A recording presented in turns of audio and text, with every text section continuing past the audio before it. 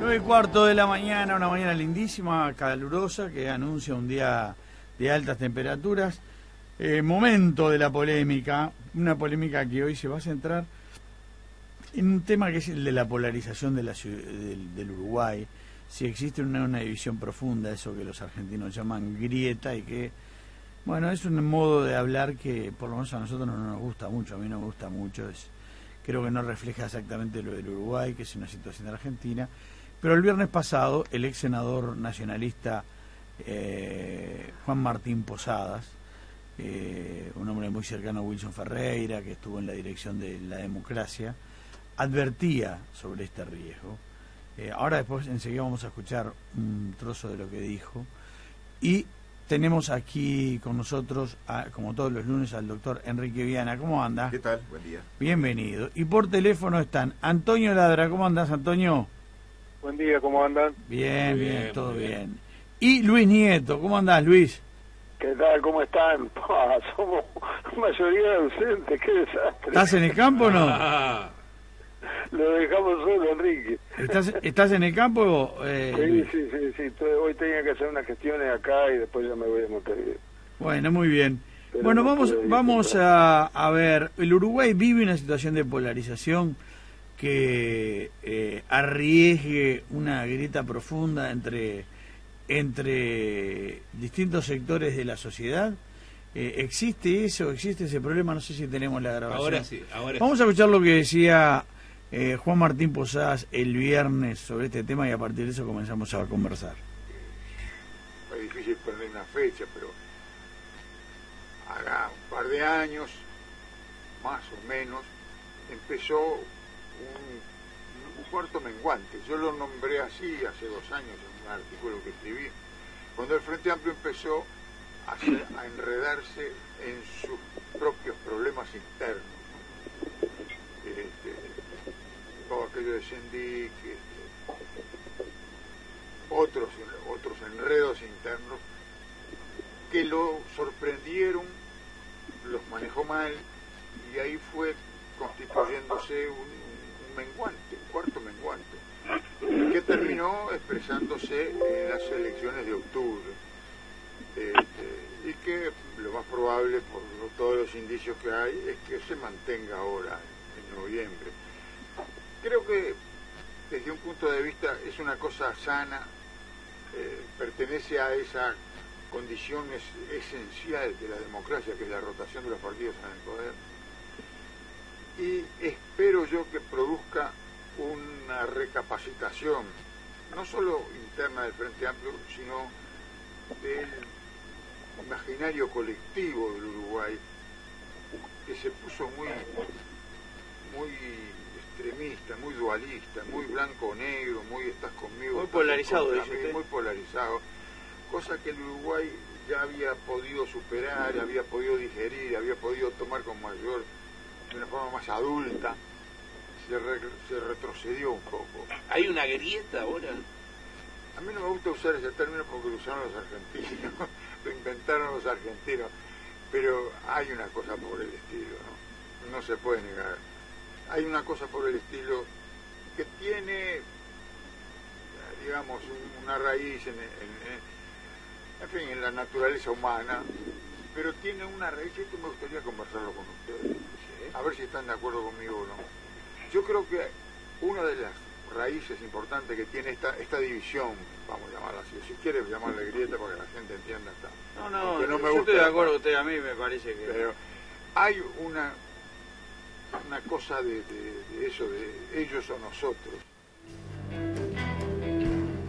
Bueno, estas eran algunas de las cosas que decía el viernes el ex senador Juan Martín Posadas. ¿Cómo la ve el doctor Viana? ¿El Uruguay está en una situación de este tipo? ¿Arriesga una profundización de la situación? Se hablaba también de algunas advertencias que había hecho la vicepresidenta Topolánski sobre lo que podía pasar si ganara la oposición.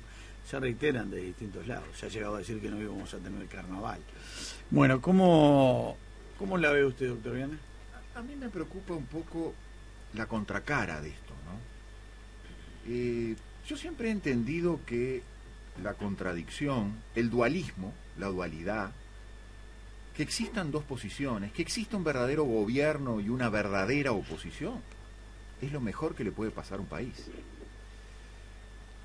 Yo no sé qué nombre ponerle, si grieta, separación.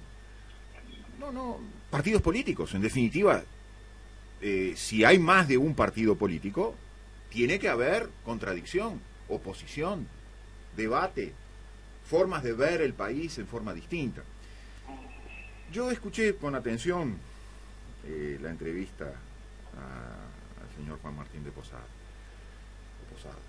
Y tengo ciertos reparos en este sentido. Él coloca, creo que casi todos los elementos, los ingredientes en el plato, ¿no? Los coloca bien colocados a todos los ingredientes. Ahora, llega a conclusiones que yo no comparto. A ver. ¿Cómo qué? El futuro es con los dos. Sí, bueno, él lo dijo así. Ellos son nosotros. Dualidad, habló. Se enoja cuando del otro lado hablan del caos. Ahora, ¿qué es lo que nos propone el señor Juan Martín de Posadas? ¿Besitos en la boca? Aquellos encuentros famosos, que ya son leyenda entre Wilson Ferreira y los Tupamaros. ¿Esa es la solución para el país? Ya ocurrió esa solución para el país. De alguna manera hemos vivido tiempos de partido único. Y Antonio se va a poner contento. El partido único, la calle Pou y Danielito Martínez quieren UPM. El partido único quiere el nuevo Código del Proceso Penal y las leyes de la Fiscalía. Con lo cual yo resumo todas otras cantidad de cosas que ambos quieren. Que el partido único quiere, que los besitos en la boca se dan todos los días diciendo esto nos gusta. Y yo lo resumo en dos cosas. Porque yo digo que el contrato ROU-UPM es corrupción. Y al mismo tiempo digo que el nuevo Código del Proceso Penal y las Fiscalías son un mecanismo que le dio impunidad a la corrupción. Votado por unanimidad. Entonces, cuando veo eso, y veo lo que está pasando en el resto de América, veo lo que pasa en Bolivia, lo que pasa en Chile, lo que pasó en Ecuador, lo que eventualmente pudo haber pasado en la Argentina, lo que puede llegar a pasar en Brasil, e incluyo el Uruguay, me planteo esta otra dualidad, que no es la que se plantea el señor Juan Martín de Posada, que es, resulta que para que no haya caos es necesario que haya gobernanza, y ustedes saben lo que yo pienso del concepto de gobernanza introducido por Enrique Iglesias, pero aplaudido por otros. Hice una lista de todos los que aplauden el concepto de gobernanza, que es un poco ese concepto de besitos en la boca, nos tenemos que amar todos, el futuro no se hace sin los dos, que es otros individuos, Julio María Sanguinetti, Ignacio de Posadas, el hermano de Juan Martín de Posadas, Tabaré Vázquez, Pepe Mujica, Gonzalo Fernández, Miguel Ángel Toma, Juan Salgado, por supuesto Enrique Iglesias, que la otra vez tenía al lado a Fabián Cardoso, una suerte de contradicción que ya la explicamos en su momento. Pero lo que quiero decir es esto, la gobernanza, que es la que asegura la corrupción y el saqueo frente al caos? ¿No será que estamos viviendo una producción de caos en distintos focos de América Latina para mandarnos el mensaje, señores, acepten la gobernanza, para así se vive sin caos pero con corrupción? Y entonces uno piensa, la gobernanza es corrupción, pero el caos tampoco es honesto, porque si el caos es un instrumento extorsivo para llegar a la gobernanza, también el caos es corrupto. He vuelto a redefinir lo que es la gobernanza y he visto estoy viendo con mucha atención lo que está pasando en la Argentina, porque creo que es muy interesante lo que está haciendo don Alberto Fernández, el doctor Alberto Fernández. Y he redefinido la gobernanza como el Estado usado para robar. Y ese es el Estado al que nos quieren llevar quienes niegan la dualidad, quienes niegan que pueda haber un ellos y nosotros. Estoy de acuerdo que el ellos y nosotros dejó de ser el ellos y nosotros representados por los partidos políticos. Si estoy diciendo que hay un partido único, no hay un ellos y nosotros.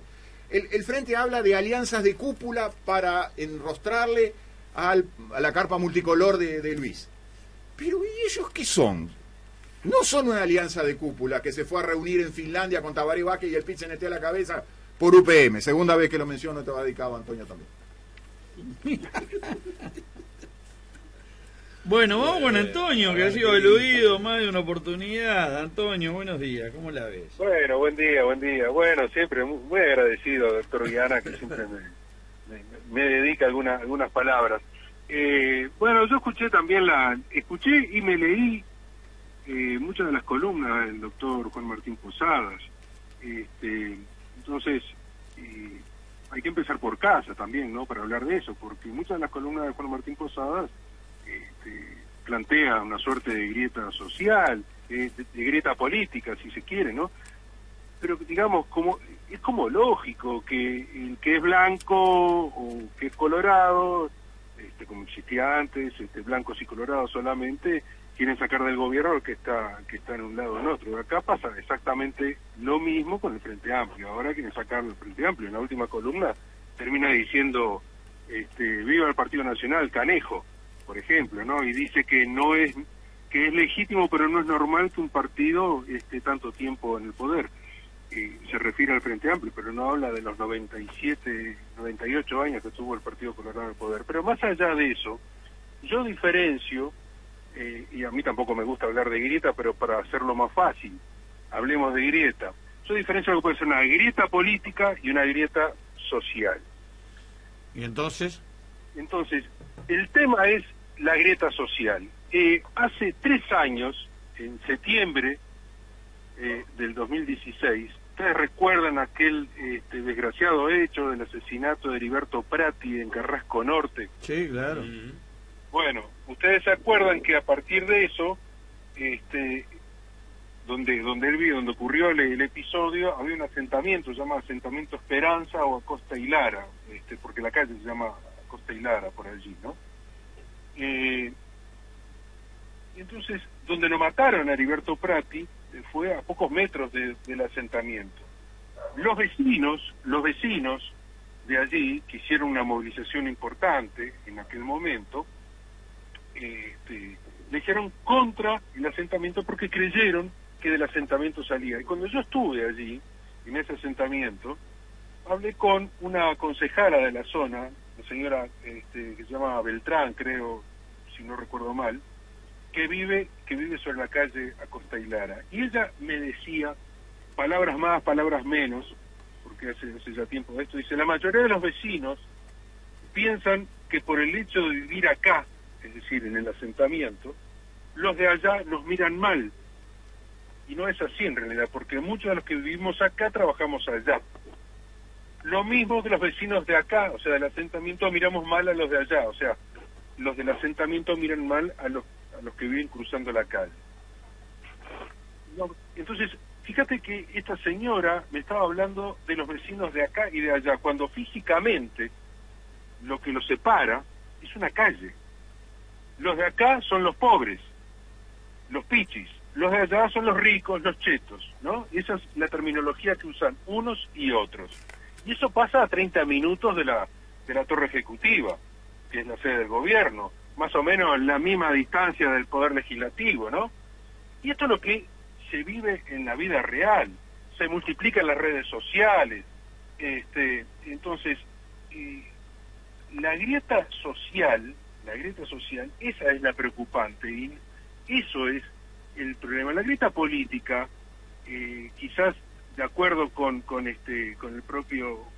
Viana, entre los frente amplistas y la oposición, hoy están distanciados, pero se van a volver a hablar, necesariamente se tienen que volver a hablar, necesariamente van a tener que discutir leyes en el Parlamento. Lo que pasa es que más allá de los dirigentes, o por lo menos de la responsabilidad que a veces se pasan de revoluciones, hay una cosa de militantes exacerbada. Sí, por supuesto, pero los dirigentes tienen responsabilidades también, porque los dirigentes lo que hacen es prender un fósforo, y ese fósforo a veces es en los militantes, en las redes sociales, es un incendio gigantesco de proporciones. Pero el problema más grave, por eso vuelvo a decir, los dirigentes van a volver a hablarse, se van a hablar, se siguen hablando, siguen discutiendo, van a ponerse de acuerdo en alguna ley u otra.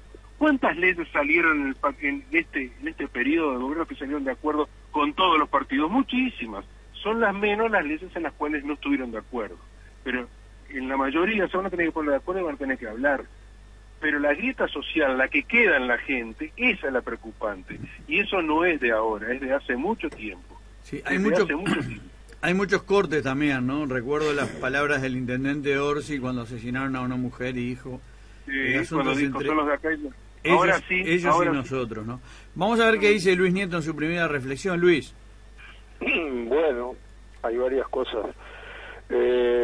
Yo creo que el concepto de grieta, que a Juan Martín no le gusta porque fue utilizado en la Argentina, grafica una situación que tiene un origen en el materialismo dialéctico que utiliza la izquierda, donde la lucha de los contrarios, siempre hay una contradicción principal.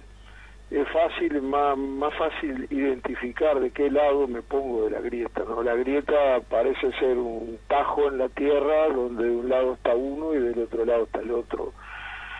Yo no comparto ese concepto. Hace tiempo hablamos también en la polémica y creo que el Uruguay está más que prisionero de una grieta, está agrietado.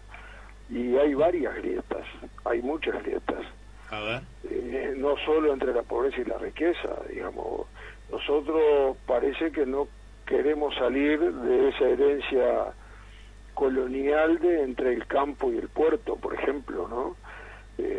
Basta vivir en el interior para darse cuenta de que hay una diferencia notoria. Por más que ha cambiado la vida en el interior, no quiere decir que sea mejor que en el pasado, en los pueblos, en las ciudades. Pero creo que es una sociedad que está agrietada, y eso nos plantea desafíos, ¿no? Porque creo que hasta el sistema político, la aparición y la supervivencia de partidos chicos, con capacidad de tomar decisiones y de ser necesarios a la hora de juntar los votos para impulsar determinada iniciativa, también son parte de ese agrietamiento político que vive el Uruguay. No quiere decir que que ese agrietamiento sea caótico y desperdiciable, no lo veo de esa forma, ¿no? Ahora, Juan Martín también habló de un estado crepuscular del Frente Amplio, ¿no? Palabras más, palabras menos, ¿no? Y eso tiene que ver con la existencia de una coalición que se formó en el año 71. Las coaliciones se forman para enfrentar una emergencia.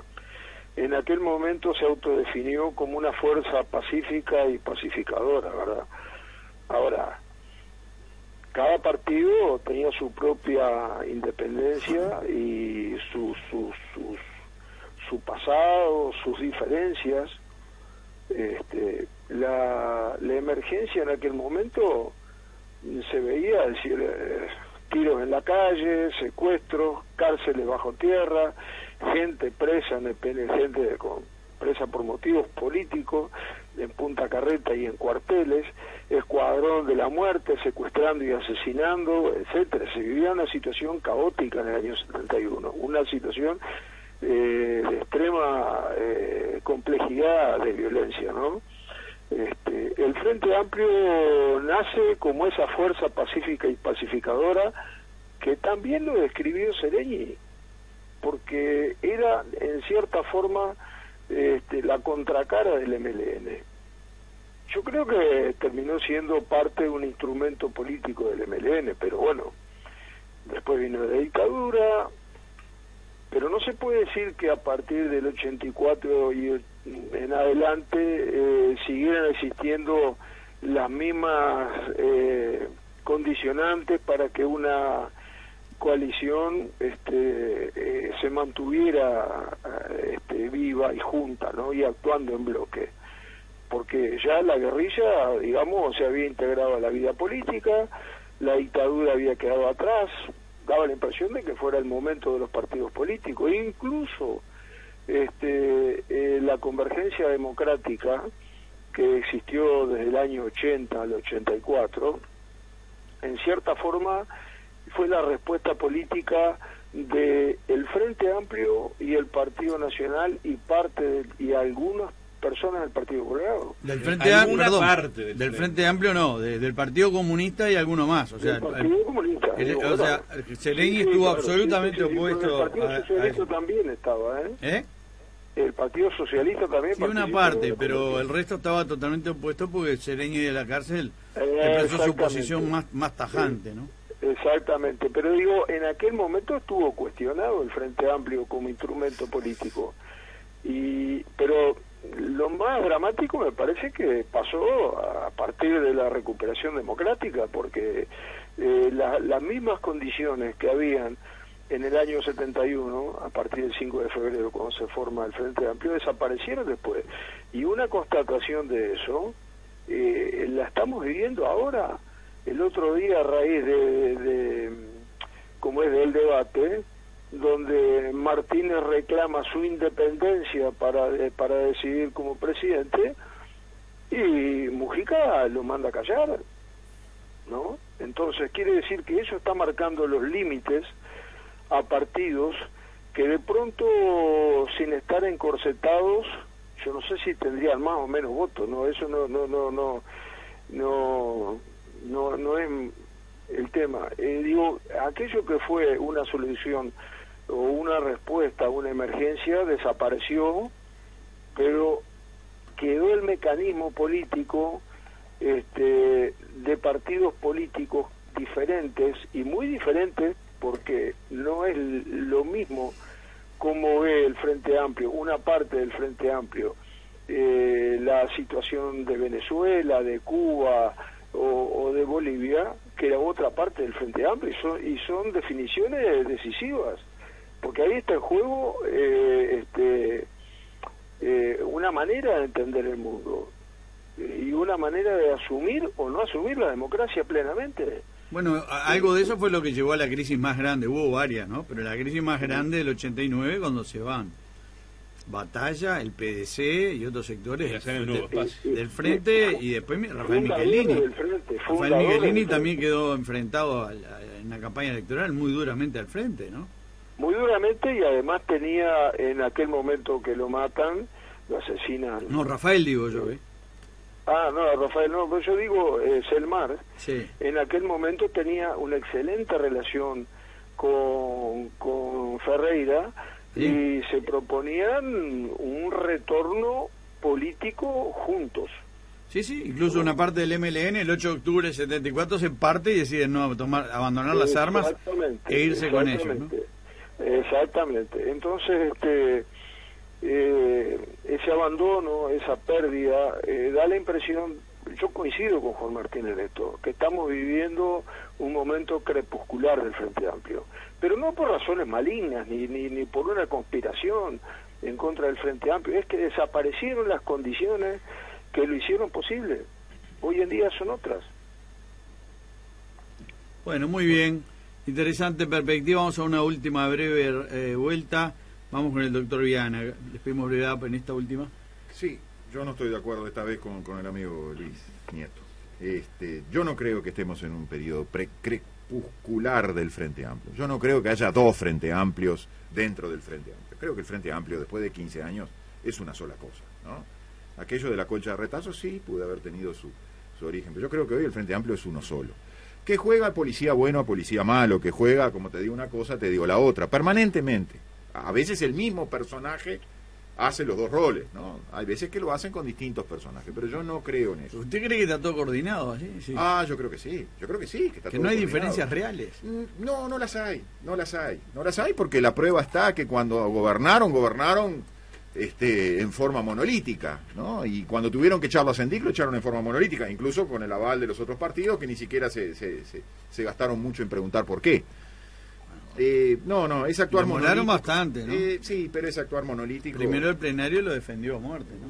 Sí, bueno, pero también es parte de ese doble juego. Usted habla que es una especie de show toda la política. Yo creo que sí. Y todos los partidos. Yo creo que tenemos que saber mucho de show, mucho de marketing, mucho de las agencias de publicidad. Yo soy un ignorante, pero creo que tenemos que empezar a entender la política a partir desde esas perspectivas. Yo creo que la primera cosa que nos nubla la mente a muchos, me incluyo también, es la famosa dicotomía de izquierda-derecha. ¿Qué es izquierda y qué es derecha hoy? Ir a reunirse a Finlandia con UPM, ¿es izquierda? ¿En secreto? Bueno, si es izquierda, la izquierda cambió, se convirtió en derecha. Y yo veo una cierta, y eso lo veo en esto que expresó Posada, pero veo repetidamente en una serie de personajes, ¿no? En una serie de personajes hasta históricos, como Selmar Michelini y Wilson Ferreira, como se mencionó antes. Una suerte de situación casi que yo le equiparo a una suerte de violencia doméstica, ya que hoy se habló más temprano de violencia doméstica. Yo creo, mira, te amo para que no me pegues. Es una suerte de amor a la izquierda, o a la pseudo izquierda, insisto. Tengo que buscar algunos elementos dentro de la izquierda, pseudo izquierda, dentro del Frente Amplio, con los cuales estar en buena sintonía para que la izquierda, en el lado malo, en la cara mala, no venga a pegarme, ¿no? Yo observo eso y creo que los eventos que estamos viendo en el resto de América del Sur están orientados en ese sentido. Hay quienes creen que congratulándose con los que se llaman de izquierda, la cosa va a andar mejor y no va a haber caos. Hay quienes creen que dándoles un poquito de amor no me van a pegar. Y a mí me hace acordar mucho estos tiempos, al amor que muchos le profesaron a Hitler cuando Hitler invadía Europa, ¿no? Y así se pagaron las consecuencias, ¿no? Los franceses, por ejemplo, ¿no? Creyeron que con amor solucionaban el problema y no se solucionó el problema con amor. Bueno, Stalin abriéndole el paso también, ¿eh? Sí. Pero bueno, peculiar y dura interpretación. Vamos a Antonio Ladra a ver qué dice. Bueno, quedaste sorprendido, perplejo y callado. Bueno, aquello de y dale con pernía, ¿no? Sí, correcto. Dedicada también. Dice que también está dedicada a vos. Sí, por eso está con el tema de Rupi. Es como aquel sketch, ¿no? Y dale con pernía, y dale con pernía. A mí me gustaba más pernía que Holguín, eso sí. Bueno, no, yo simplemente lo que quería decir es que se puede decir que se pueden avisorar algunos niveles, hay niveles de agresividad entre las partes, obviamente, sobre todo porque estamos en campaña electoral, y entonces hay un atisbo de lo que puede ser una grieta a la uruguaya, no es la grieta chilena, ya vemos todo lo que está ocurriendo, ni la brasileña, ni la de Bolivia tampoco, no es la argentina tampoco, pero es una grieta, y sobre todo cuando se empiezan a ver algunos actores que no tienen credenciales democráticas, ¿cómo voy a decir?, plenas, absolutamente, pero que están metidos dentro del sistema político. Me estoy refiriendo concretamente a Cabildo Abierto, ¿no? Digamos, todo lo que está rodeando ahí a Cabildo Abierto a uno le abre un signo de interrogación, o sea, uno ve que es como un agujero negro ahí. Y ese quizás es para mí uno de los principales puntos de preocupación. Por lo tanto, el principal patrimonio que hay acá en Uruguay, y que bueno, que debe mantener, que debe continuar manteniendo, es que no debe haber golpes de Estado, ¿no?, al estilo Bolivia con lo que ocurre en Venezuela, ¿no? Es decir, nada hace prever eso, ¿no? Nada hace prever eso. No, yo no dije que pero tenemos que mirar ahora no, pero tenemos que mirar hacia adelante. En la escuela a mí me decían que acá en Uruguay, cuando estábamos rodeados de dictadura, decía, acá en Uruguay no va a pasar eso porque somos cultos. Bueno, tan cultos no éramos porque vino la dictadura, ¿no? Entonces, y no me gusta hablar tanto del pasado, sino mirar hacia adelante, pero son cosas que tenemos que tener en cuenta. Si se profundiza esa grieta, esa mirada de que el otro es una foca aplaudidora y este otro es facho, y esa cosa que enfrenta a unos con otros, ahí sí, eso es problemático. Y eso es el gran problema que veo. Muy bien, gracias Antonio. Luis Nieto, la última cortita que está esperando Dilo ya con sus discos ahí en la mano. Bueno, yo lo que pienso es que el Frente Amplio sostiene que en los últimos 15 años han mejorado todos los indicadores económicos y sociales, ¿no? Si es así, ese avance se produjo en un sistema muy distinto al que algunos de los partidos integrantes de la coalición han tomado como fuente de inspiración para construir su ideología, ¿no? Nosotros vivimos con mucha culpa el que Uruguay tuviera buenos indicadores en el pasado. ¿Nosotros te referís al Uruguay o a lo que era el MLN, digamos? ¿A cómo? Cuando decís nosotros vivimos con mucha culpa, ¿te referís al Uruguay o al MLN cuando empezó a actuar? No, fundamentalmente a la generación del 60 y del MLN, por supuesto, sí. Pero en general a la izquierda, ¿no? Vivimos como si no fuéramos latinoamericanos, y no acabamos de ver que somos, y siempre fuimos latinoamericanos, distintos, tan distintos como fue Artigas de Bolívar o Bonetti de Borges, pero éramos latinoamericanos. Y si el Frente Amplio sostiene que ha conseguido todos estos indicadores en medio de una sociedad democrática, lo raro es que se identifique con las dictaduras en lugar de llamar la atención de que este país se construyó tras la lucha de muchas generaciones para construir que sea un país justo y de una democracia más sólida que cualquiera otra de las regiones, de cualquiera que sea. Y yo creo que tenemos un legado que no hemos sabido cuidar, pero tampoco asumir sin prejuicios. La izquierda no lo ha asumido sin prejuicios. Entonces, ¿cómo es que este fatídico determinismo dentro del Frente Amplio no llame la atención, no sea un promotor dentro de América Latina para que vean en Uruguay la nueva utopía de América? No es nueva, digamos. Aquí ha existido democracia mucho más que en Europa, mucho más vieja que muchas democracias europeas. Y eso fue una de las razones que vinieron nuestros abuelos. Creo que al Frente Amplio le falta dar ese paso o asumir esa condición en la cual la democracia es la palanca más segura para conseguir sociedades justas y prósperas, ¿no?